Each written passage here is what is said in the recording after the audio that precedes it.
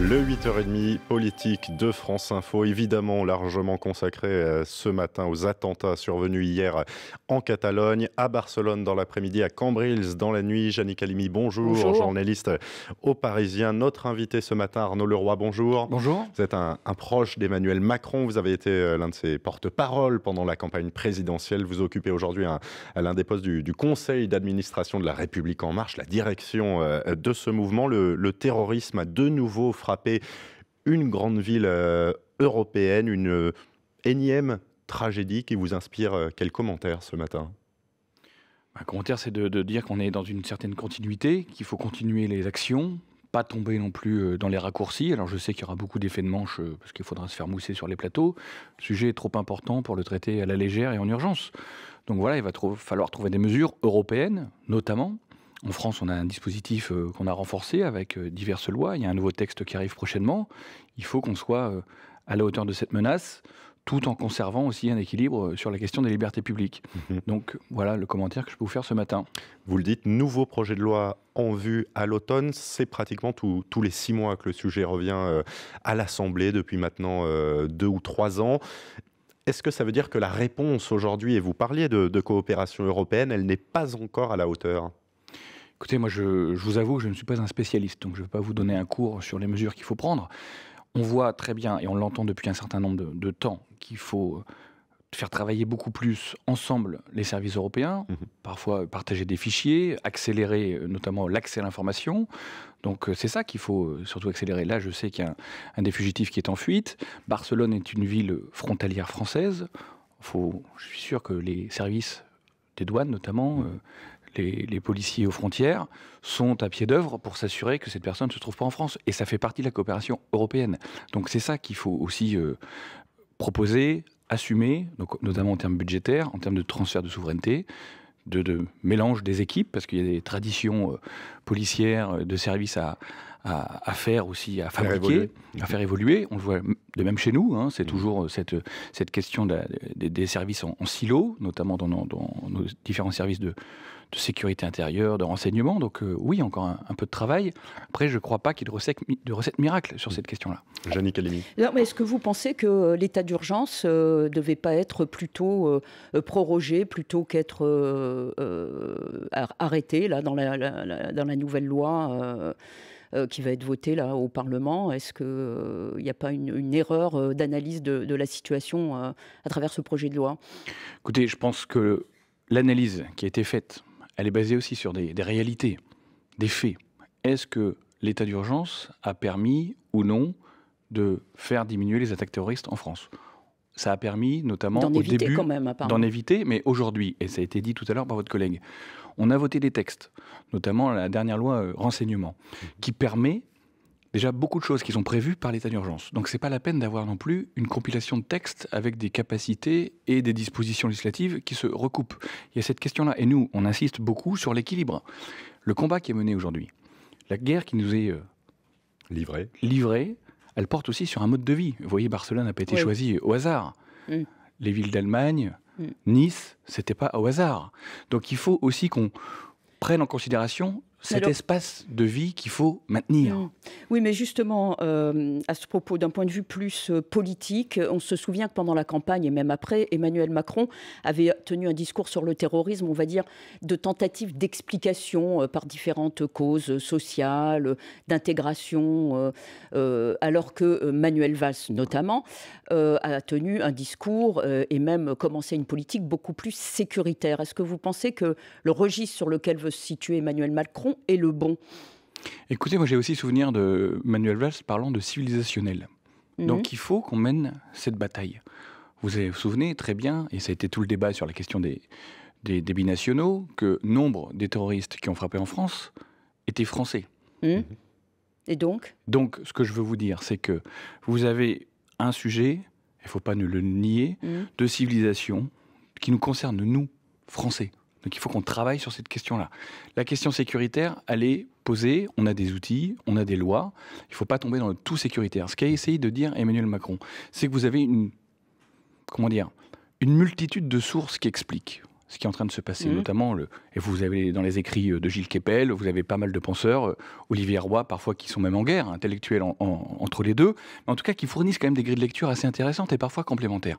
Et c'est ça qu'il faut regarder. Il y a une multitude de causes, ce qui est en train de se passer, il faut les traiter une par une.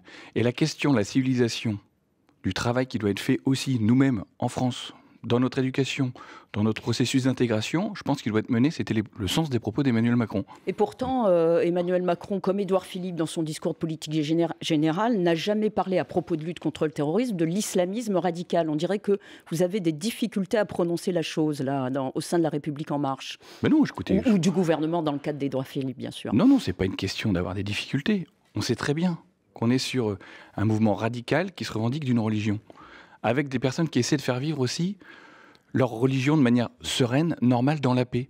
Donc c'est ça aussi, je pense que nous, on lutte contre ce qu'on appelle les amalgames. On a été sujet à pas mal de colibés. Je vois très bien aussi les commentaires qui sont en train de fleurir. Donc on assume cette question-là. On ne veut pas en faire.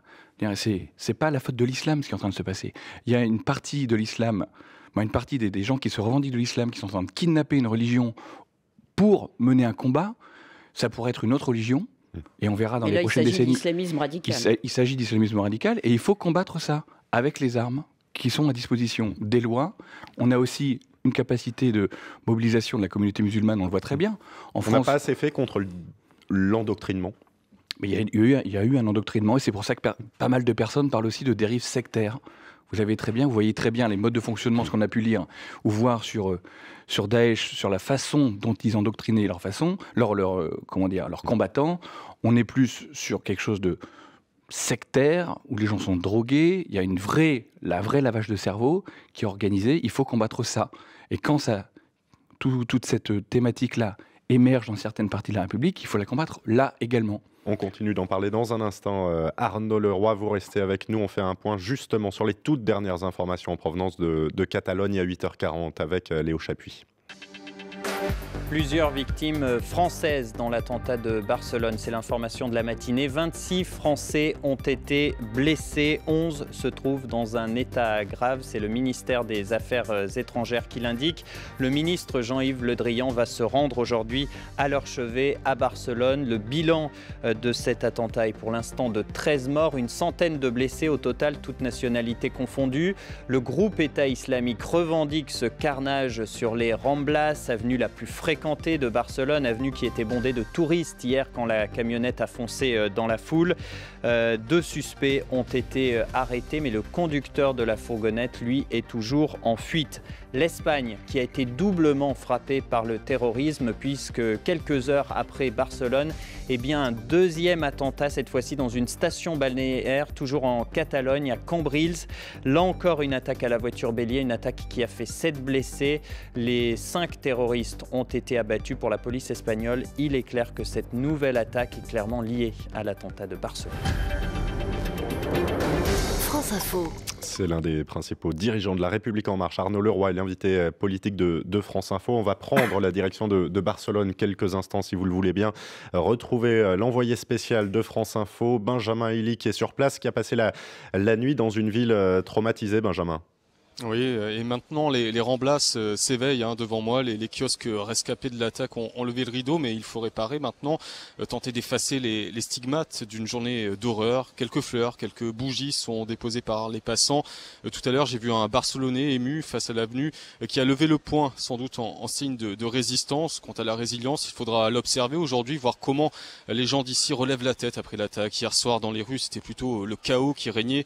Des touristes complètement perdus, bloqués par les barrages de police, impossible de regagner l'hôtel, juste l'errance pendant de longues heures qui s'ajoutaient au choc collectif. Beaucoup étaient là quand le terroriste a entamé sa course meurtrière sur près de 600 mètres sur cette avenue si festive, si vivante habituellement et qui est devenue hier soir complètement morbide. Beaucoup ont vécu la panique au cœur de Barcelone. C'est le cas de Léa et de Louise, 18 ans, originaires de Grenoble et de Nantes, 2 amis en vacances qui ont eu la peur de leur vie, qui ont eu peur pour leur vie. Il y a Léa qui m'a fait Louise court. Elle était de dos et elle était au téléphone et moi je vois tout le monde qui arrive sur moi, je l'ai chopée et j'ai fait faut courir. Et on allait se mettre dans un café, on était à genoux. On était tous à genoux au fond du café, on n'en pouvait plus, on était à bout de nerfs. On était là. Tous au fond du café, tous accroupis, tous allongés par terre. J'ai envoyé un message à mes parents tout de suite. Je leur ai dit maman je t'aime, papa je t'aime. J'ai vraiment réalisé, je me suis dit je suis en train de dire à ma mère que là il s'est passé un truc et j'ai failli pas revenir quoi. Le choc, vous l'entendez, et le recueillement maintenant. 1 minute de silence doit être observée à midi sur la Plaça de Catalunya, alors que 3 jours de deuil national s'ouvrent aujourd'hui.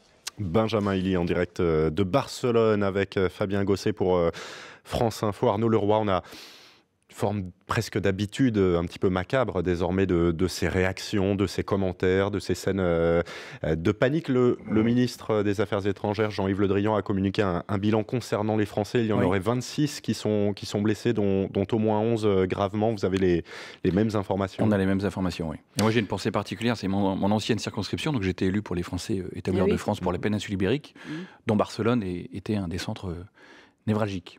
Dans ces cas-là, la prise en charge justement avec les autorités espagnoles, tout fonctionne, il y a une forme d'habitude de collaboration?